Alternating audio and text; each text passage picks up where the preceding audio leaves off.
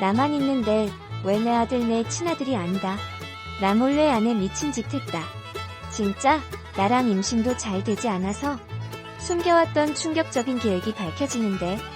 썰친 오늘의 사연 시작하겠습니다. 미쳐버린 여자와 끝장을 냈습니다. 아주 기가 막힌 일을 제가 겪었습니다. 아내와 결혼한 지 9년, 처음엔 참 좋은 여자였습니다.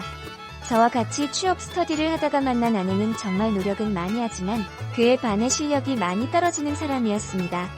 저도 그런 편이었기에 연민이 많이 생겼습니다. 저는 우여곡절 끝에 4년 만에 지방 공기업에 겨우겨우 합격했고 아내는 실패했습니다. 그때까지만 해도 사귀는 사이도 아니었고 별다른 감정이 있는 사이도 아니었으나 합격자 발표날 그 실망스러워하던 모습이 자꾸만 떠올랐고 왠지 모를 연민이 들어 연락을 하기 시작했습니다. 참 착한 사람이었고 순박한 사람이었습니다. 맨날 본인은 머리가 나쁜 것 같다며 자기 머리를 쥐어박고는 했고 그런 모습이 귀여웠습니다. 연애를 하기 시작했고 공부하는 것을 많이 도왔지만 결국 아내는 실패했습니다. 계속해서 시험을 고집하는 것도 본인에게도 가족에게도 스트레스가 되기 때문에 정말 가진 것은 없지만 저와 결혼하자고 했습니다. 아내도 집에서 눈치를 많이 보고 있는 입장이라 제가 결혼하자고 해준 것에 대해 엄청나게 고마움을 느꼈고 바로 승낙을 하더군요. 처음에 저희 부모님은 조금의 반대가 있었지만 저희 아버지가 애가 참 착한 것 같다며 허락을 하셨고 엄마도 얼마 못 가 착하고 너한테 잘하면 그뿐이다 라고 하시며 마음을 바꾸셨습니다. 부모님이 많이 도와주신 덕에 어렵지 않은 시작을 할 수 있었고 그때부터는 행복하기만 했습니다. 아내도 해야 하는 공부를 더 이상 안 하는 것에 대한 해방감을 얻을 수 있었고 저도 안정적인 생활을 얻었기에 서로에게 참 많이 도움이 된 결혼이라 생각했습니다. 물론 서로 많이 사랑했고 얼굴만 보고 있어도 행복했으며 그냥 철저히 남남이었던 그 시절의 얘기를 하며 재밌기도 했습니다. 그렇게 결혼 후 몇 개월 뒤에 아내는 임신을 했습니다. 너무나 큰 축복이었고 선물이었습니다. 불과 1년 전만 해도 세상에 나란 존재가 쓸모나 있을까 자책하며 하루하루 지내던 제가 이제 어엿한 사회인이 되어 가정을 꾸리고 애까지 가졌다는 것이 믿을 수 없이 행복한 시절이었습니다. 아이는 무사히 태어났고 남자아이였습니다. 너무나 행복했고 정말 건강하게만 자라주면 소원이 없겠다는 여느 부모들의 마음이 10일 어떤 것인지 저 또한 느낄 수 있게 되었죠. 하지만 아내는 그렇지 않았습니다. 태교할 때부터 클래식이니 뭐니 아이한테 좋다는 것은 다 하기에 정말 좋은 엄마가 되겠구나 생각했는데 그냥 아이가 똑똑하게 자라기를 바라는 마음이었던 것이었습니다. 아이가 3살이 되고 나서부터 온갖 교육을 시키기 시작했으며 제가 너무 이르다고 그러지 말자고 해도 막무가내였습니다. 무조건 똑똑하게 키워야 된다면서요. 도대체 뭐 때문에 저러나 싶어 진지하게 얘기를 해보았는데 그냥 본인이 힘들었던 그 취업 준비하던 시절을 얘기하며 똑똑하지 못하면 고생할 것이 뻔한데 어릴 때부터 잘 교육시켜서 힘들지 않게 살게 해주고 싶다고 하더군요. 그러면서 오빠나 나나 머리 안 좋고 공부 못해서 그렇게 개고생한 게 아니냐며 제 자존심까지 건드렸습니다. 그래서 제가 그래도 나는 시험 붙었고 너는 못했잖아 하며 인신공격을 했고 그로 인해 싸우기도 했었죠. 생각해보니 아내의 말도 일리는 있다 싶었습니다. 어릴 때부터 저도 공부를 하면 정말 열심히 했지만 늘 성적이 고만고만했고 그래서 대학교 졸업 후 할 수 있는 것이 별로 없었습니다. 그렇게 백수로 4년을 보내며 공부해서 겨우 합격한 직장이 지금 다니는 직장이었고 그 과정에서 아내를 만난 것이니까요. 그래서 그냥 아내의 뜻을 존중해주기로 했습니다. 정말 못 말릴 정도의 교육열이었습니다. 그러던 어느 날 어린이집에서 전화가 왔습니다. 아이가 인지능력도 조금 떨어지고 정서가 많이 불안한 것 같다고요. 그도 그럴 것이 아이한테 정말 열심히 교육을 시도 5살이 되도록 한글도 제대로 잘 몰랐고 교육은 많이 시키는데 그만큼에 대한 원가가 있지는 않았습니다. 아내는 엄청 스트레스를 받아 했습니다. 오빠랑 나 닮아서 애도 어리가 별로 안 좋은 것 같다면서요. 정말 자존심 상하고 싫었지만 위로했습니다. 지금은 아이가 어리고 학교 들어가면 달라질 수 있으니 걱정하지 말라고요. 공부는 노력이 아니겠나 라고 말했더니 노력해도 안 되는 거 오빠도 알잖아 하면서 제 신경을 또 긁었지만요. 아이 하나 낳아서 정말 모든 것을 쏟아 잘 키우자는 말과는 다르게 그때부터 아내는 둘째를 임신하기를 바랬습니다. 저는 임신하지 않으려고 정관수술까지 받은 상태였는데 결국 또 비뇨기과에서 다시 붙였죠. 처음엔 정말 이해가 안 돼서 얘기를 많이 했습니다. 도대체 결혼할 때랑 다르게 갑자기 이러는 이유가 뭐냐고 물으니 아이가 똑똑하지 않은 것 같다며 본인은 꼭 똑똑한 아이 낳아서 기르고 싶다고 하더군요. 참 이해도 안 되고 아무리 생각해도 비정상적인 사고를 지닌 여자였습니다. 도대체 아직 학교도 안 들어간 애를 앞으로 공부 잘할지 말지를 어떻게 판단하냐며 싸워도 영재원 가서 지능검사를 받아도 그렇고 좋은 학원 입교 테스트도 다 떨어졌다며 공부로는 아이가 가망이 없는 것 같다고 하더군요. 그래서 꼭 둘째를 똑똑한 아이로 낳아야 한다면서요. 그럼 만약에 둘째도 그러면 어떡할래? 하니 그럴 일 없다고 하더군요. 윈혁신을 가지고 그러냐 하니 원래 첫째 아이가 조금 머리가 안 좋으면 둘째 아이한테 좋은 유전자가 다가서 괜찮을 거라나요. 참말도 안 되는 논리를 펼치며 임신하기를 원했습니다. 괜히 아이한테 미안해지고 불쌍하게 느껴졌습니다. 정말 그렇게 물고 빨고 키우더니 애가 조금 다른 애들에 비해 뒤처진다 하니 그때부터는 뭔가 사람이 식은 모습이라고나 할까요? 자기 배로 낳아놓고 어떻게 저렇게 달라질 수 있을까 참 아이러니했습니다. 속상하지만 아내의 뜻에 따르기로 했으니 저도 많이 노력했습니다. 그러나 임신이 잘 되지는 않더군요. 다시 봉합한 것에 대한 부작용일까요? 여튼 그 시간이 지속되자 아내는 스트레스를 받았고 저도 미안한 마음이었습니다. 그러다가 아내가 그러면 시험관 시술이라도 하겠다며 저에게 얘기했고 과정이 힘들다던데 굳이 그렇게까지 해야겠냐고 하니 꼭 임신을 해야겠다고 하더군요. 어쩔 수가 없었습니다. 완전 임신에 목숨을 건 사람 같았습니다. 그러면서 아이라도 좀 잘 돌보면 모를 텐데 아직 초등학교도 안 간 아이를 머리가 조금 안 좋다는 이유로 벌써 무슨 문제야 취급을 하고 크게 사랑해주지 않는 것 같아 제 마음이 너무나 아팠습니다. 그래서 늘 일찍 퇴근해 아이와 같이 시간을 보내고 제가 줄 수 있는 사랑을 최대한 줬습니다. 그래서 그런지 아이가 저를 더 잘 따르고 좋아했지요. 그러다 결국 아내가 임신을 했는데 너무나 기뻐하는 모습에 저도 기분이 좋았습니다. 이번에는 꼭 똑똑한 아이가 나올 것이 분명하다며 자신만만해 하더군요. 도대체 뭘 믿고 저러는 걸까? 저러다가 또 평범한 아이가 태어나면 실망하려나 싶어 걱정도 되었습니다. 심정은 조금 이해가 갔습니다.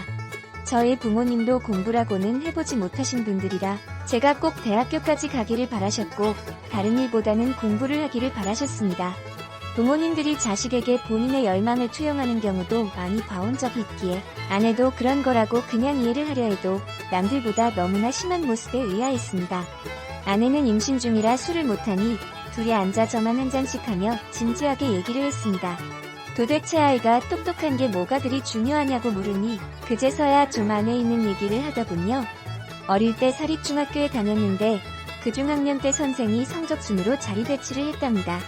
그때 꼴찌여서 너무나 창피했고 놀림도 많이 받았다고요. 분한 마음에 그때부터 정말 공부를 열심히 했지만 자기 마음대로 되지 않았고 그 또한 놀림거리가 되었다 합니다. 열심히 하는데 안 되는 애로 낙인이 찍혀서 살아가는 게 정말 싫었다고요. 그렇게 고등학교에 진학해도 마찬가지였고 대충 성적에 맞춰 대학교에 가니 본인과 비슷한 사람들만 만나게 되니 역시 사람은 끼리끼리 어울리게 되는구나를 느꼈고 그래서 대학 졸업 후에 다시 공부로 승부를 보려 했지만 오빠가 알다시피 실패했다고요. 듣고 나니 마음이 짠했습니다. 그래서 그냥 말없이 안아주었지요. 그렇게 한 달쯤이 지났을까요? 저희 엄마가 건강검진 중에 머리의 혈관 상태가 좀 안 좋아 시술을 좀 받으셔야만 했습니다. 그동안 저 때문에 고생만 하셨고 결혼한다고 도움까지 주셨는데 그동안 해드린 게 아무것도 없어서 이참에 일을 좀 쉬시라 하고 모은 돈을 좀 드리려고 했습니다. 수술비도 할 겸해서요. 그렇게 돈을 찾으려 하는데 돈이 하나도 없기에 도대체 어디 갔지 싶어서 아내한테 물어보니 본인이 썼다고 하더군요. 도대체 이 큰 돈을 네가 어디다 썼냐 하니 얼버무리기만 하고 누구 빌려줬다고 했다가 장모님 줬다고 했다가 자꾸 말이 달라지기에 확실하게 말하라고 다그치니 장모님이 잠시 쓰신다 하기에 빌려드렸다고 했습니다. 사실인가 싶어서 전화 끊자마자 장모님에게 전화를 하니 무슨 소리 하는 거냐고 물으시기에 너무 화가 나서 퇴근 후 바로 집에 가서 따졌습니다. 장모님도 아니라고 하던데 도대체 어디 갔냐고 하니 친구를 빌려줬다고 하기에 그 친구 누구냐고 하니 되려 짜증을 내면서 갖다 놓으면 되지 왜 돈 때문에 스트레스 주냐며 적반하장을 하더군요. 돈이 돈인데 혹시나 이상한 일에 휘말려 돈을 날리고 있는 것이 아닌가 너무나 걱정돼서 계속 추궁했습니다. 끝까지 말을 안 하기에 정말 이런 식으로 하면 너랑 같이 못 산다고 엄포를 놓으니 월 좀 샀다고 하더군요.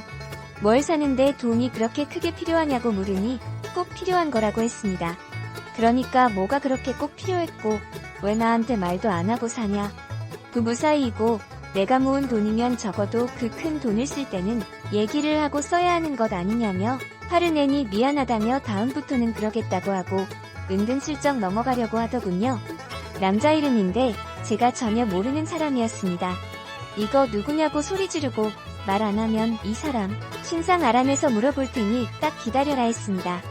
사실 찍혀있는 이름으로 뭘 알아낸다는 것은 무리였으나 그냥 겁주려고 한 건데 드디어 걸려들고 말았죠. 솔직하게 말할 테니 집에 와서 얘기하자고 하더군요. 아내 입장에서는 계속 그냥 자동이체로 통장에 돈 모으고 있었고 당장 큰 돈 필요한 것도 아니니 돈 쓰고 어떻게 해서든 다시 채워놓으려고 생각하고 있었던 거구나 생각하며 집에 갔습니다. 웬만하면 그냥 알겠다고 하고 넘어가려고 했습니다. 수술비야 뭐 대출 받아들이면 되는 거고 당장 그 돈 없다고 죽는 것도 아니었으니까요. 그러나 제가 집에 가서 들은 얘기는 너무나 충격적이었습니다. 아내가 솔직하게 말하는 내용은 제 뒷목을 바로 잡게 만들 정도였죠. 필요해서 샀다던 그것은 바로 남자의 정자였습니다. 저랑 임신도 잘 되지 않고 본인이 아무리 생각을 해봐도 둘 사이에 아이를 낳으면 첫째 아이처럼 별로 똑똑하지 않은 아이가 태어날 거라고 생각하고 합법 아닌 불법으로 운영하는 정자 판매 브로커에게 한국에서 알아주는 대학교에 다니는 학생의 정자를 샀다고 하더군요. 너무나 충격을 받아 그럼 임신한 게 내 아이가 아니란 거니? 물으니 본인이 남자와 몸을 섞은 것도 아니고 잠자리는 당신과만 하고 그냥 정자만 받아 수정시킨 것뿐이니 당신 아이나 다름없다고 개소리를 해대기에 바로 뺨을 후려쳤습니다. 아무리 똑똑한 머리에 미쳤어도 이런 선택을 하는 것은 도저히 용납이 되지 않았습니다. 당장 아이를 지우라고 해도 절대 안 된다고 하더군요. 그러면 당신과는 이혼이라고 했더니 그것도 안 된다면서요. 나는 내 아이도 아닌 자식 키울 만큼 그렇게 착한 사람 아니다. 라고 하니 내가 뱃속으로 낳을 아이고 그냥 정자만 빌려왔을 뿐 당신 아이나 다름없다고 하면서 저를 설득하려고 했습니다. 그 정도까지 하니 저는 너무 화가 나서 이젠 애를 지우든 말든 상관하기도 싫었고 그냥 이혼하기로 마음을 먹었습니다. 정말 미쳐도 단단히 미친 여자였기에 더는 싫었습니다. 이혼하자고 했더니 그렇게는 못한다고 버티기에 네가 한 짓 우리 부모님, 너희 부모님에게 다 말하겠다고 겁을 주니 그럼 애를 지우겠다고 하더군요. 자기 기가 잠깐 미쳤었다고요. 뭔가 더럽기도 하고 이미 질릴 대로 질려버린 상태라 그냥 갈라서고 싶었습니다. 애는 내가 키울 테니 그 아이 낳아서 혼자 오든 말든 알아서 하라고 했습니다. 이혼 안 하면 소송이라도 할 거고 그 소송이 너한테 불리한 건 스스로도 잘 알 테니 생각 잘하라고요. 만약 아이 낳는다면 양육비라도 줄 수 있냐고 묻기에 제발 정신 나간 소리 좀 그만하라고 했습니다. 내 아이도 아닌 아이 키우는데 내가 왜 양육비를 주며 되려 양육비를 받아야 할 건 나다 라고 하니 혼자 아주 깊은 고민을 하더군요. 당장 짐 싸서 나가라 했습니다. 친정을 가든지 어딜 가든지 알아서 하라고요. 그렇게 살림이 갈라졌고 얼마 뒤 같이 가 서류 제출하고 동영상 시청하라고 해서 1시간인가 동영상 보고 나와 남남이 되었습니다. 그렇게 나와서도 저한테 다시 생각해줄 수 없냐며 정말 잠깐 미쳤었다며 빌었지만 너무나 끔찍한 이 여자와 다시 살 수는 없겠다는 마음이 확고했기에 그냥 여기서 그만하자고 했습니다. 아이는 내가 잘 키울 테니 걱정 말고 그 똑똑하게 될 아이 아직도 못 지우고 있는 것 보니 미련이 남은 것 같은데 꼭 낳아서 잘 기르라고 했습니다. 저희 부모님에게는 가뜩이나 머리도 아파 입원해 계신데 도저히 얘기할 수조차 없어 그냥 대충 둘러댔고 장인, 장모는 저에게 계속 전화가 와 얘기 대충 들었다며 애는 책임지고 지우게 할 테니 다시 생각해줄 수 없겠냐고 부탁하셨지만 이미 제 마음은 돌아선 상태라 돌이킬 수 없었습니다.